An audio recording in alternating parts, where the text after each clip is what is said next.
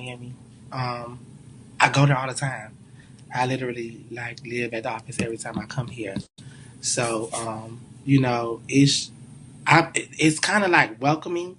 To me, it's like it's home when I come to Miami, but I don't know. It's you still have the straight community. You still have certain people that aren't. Just everybody not gonna accept you. And I go there, I tip. Everybody knows me, so I'm in my booth, I'm tipping the girls because I love strippers. So we just having fun, but dudes see it as intimidating. All the girls flocking to me. Then I'm throwing money, so all the girls definitely in my section. So people just it's cruel. People still have this hate towards just gays and stuff like that. What came after the office had to trigger from the had to just trigger from there because it's just no way that I'm leaving the club and then I'm literally getting on the entrance of the highway and only my side of the window is because I was in the car with one of my friend and one of my homeboys and my best friend. My best friend was in the back. My other friend was driving. We was in his car. Y'all specifically shot the passenger window where I was. Homophobia is still very, very real. But it needs to stop because we're people. Everybody is, especially like as far as men, we're still men at the end of the day. Regardless if I have a full set of blinged out nails or a Chanel bag, me and you is go to the doctor, we still the same. An interview on TMZ, and I'm very happy that everything's okay with him, and by the grace of God, he's up, he's alive.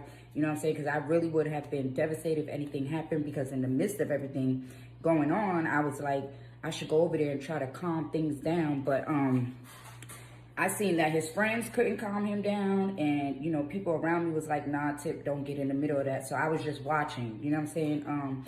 So I don't know if it was the drinks or the vibe where everybody is not telling what really happened or saying that it's a LGBT discrimination thing, but that's not what it was. We were at the office. I was at the office. I was working.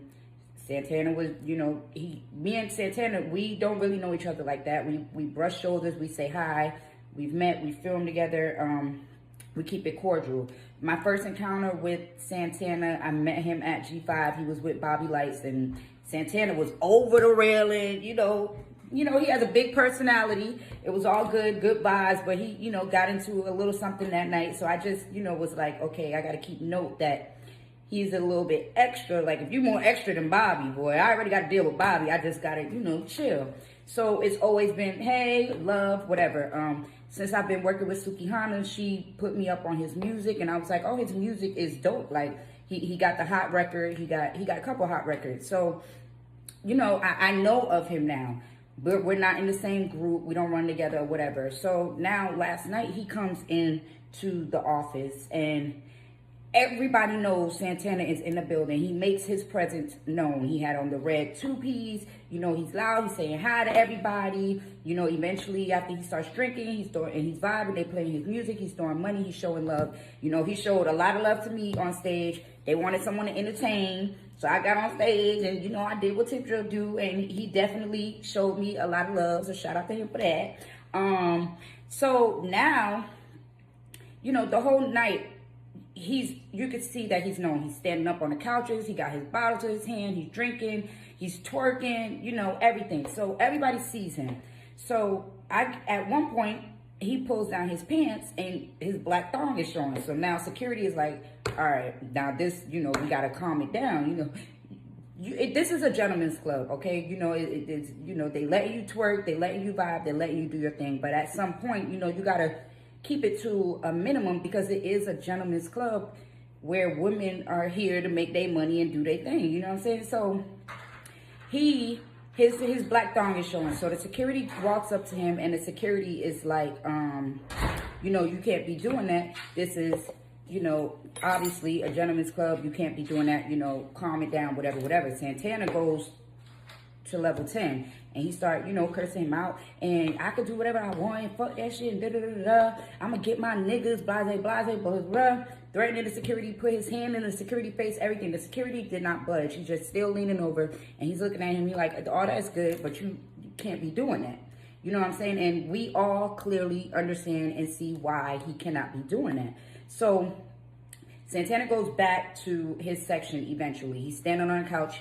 Now he's on level 15 because he's mad, he's hot, he wiping his face, whatever. He talking shit. So now he goes on the across the stage and goes to the DJ booth and gets on the mic. It was like, fuck these motherfucking securities. Ain't nobody gonna put their hands on me. Fuck y'all security, bitch. So everybody's looking like, okay. Now at this point, I thought security was gonna body slam him and throw him out the club, like, cause I'm like, you already done put your hand in the security's face. You was already loud. You already disrespected him. Now you on the mic calling them bitches. Nothing happened. So Santana in his section, he's seeing nothing happen. He's still on level 15. Now Santana walks around the club to 3 different sections of 3 different groups of guys and like, fuck that shit. Ain't none of y'all motherfuckers gonna touch me. I get my people, blase, blase. He going, I'm talking about, and the type of niggas that go to the office is not them type of niggas that you should be walking around disrespecting. So I'm very appalled. I am shocked. And the security is really trying to, keep their peace. Like, well, we ain't gonna put our hands on you. Go get them people you talking about you got.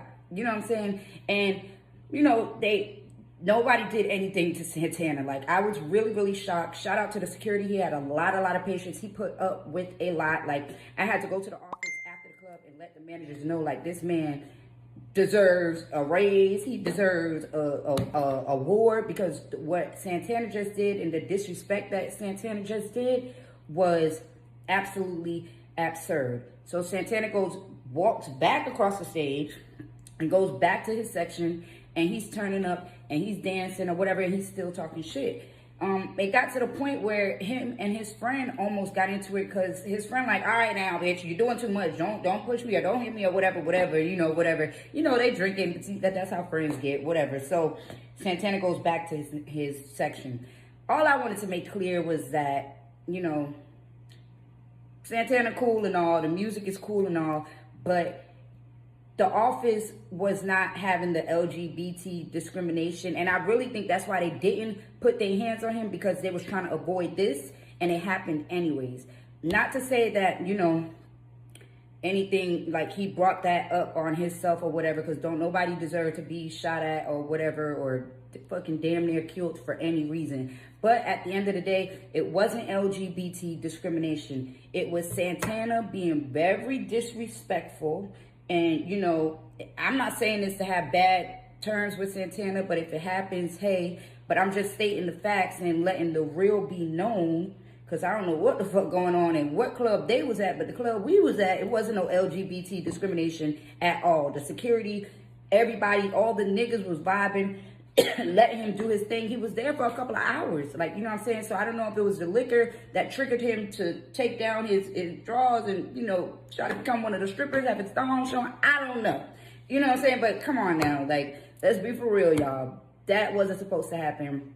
But hopefully everybody remembers the real story. And, I just had to let y'all know, because, I work at the office, and when you trying to get them in trouble and stuff, you taking money out my mouth, and I just can't let that happen. And the real just gotta be told. Third in the hand. One of them at first resisting treatment on the scene.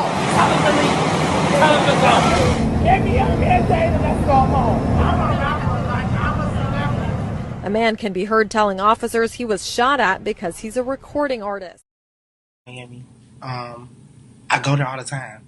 I literally live at the office every time I come here. So, it's kind of like welcoming.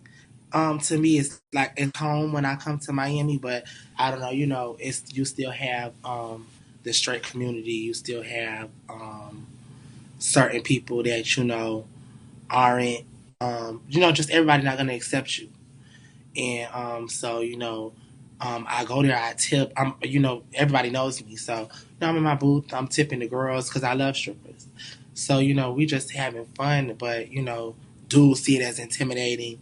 All the girls flocking to me, you know. Then I'm throwing money, so all the girls definitely in my section, you know. So people just, it's cruel. People still have this hate towards, just gays and stuff like that.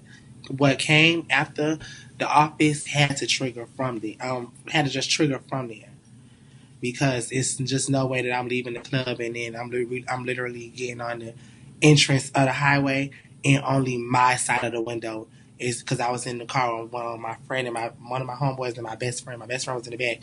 My other friend was driving. We was in his car.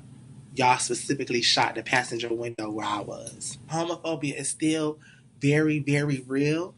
But it needs to stop, because we're people. Everybody is, especially like as far as men, we're still men at the end of the day. Regardless if I have a full set of blinged out nails or a Chanel bag, me and you is go to the doctor, we still the same.